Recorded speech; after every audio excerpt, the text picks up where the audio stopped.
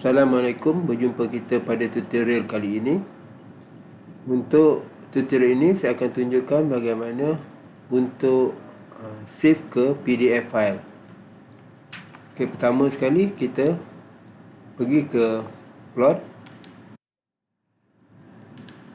Kemudian kita pilih plotter.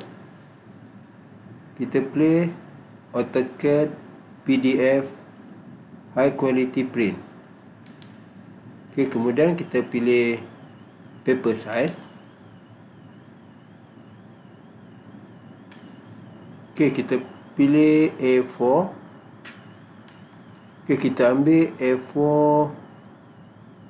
expand.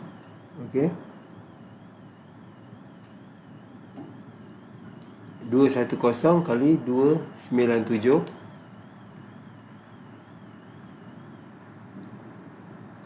Plot area, kita pilih window. Kita select ujung point di atas dan di bawah. Kemudian kita tick center. Kita preview. Kita close. So kita kita pilih desktop atau mana-mana file.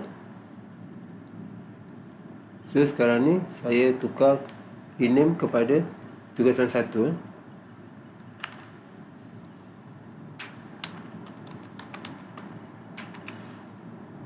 Saya save.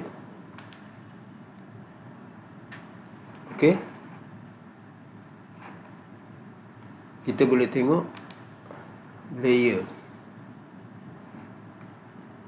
Itu saja. Terima kasih. Assalamualaikum.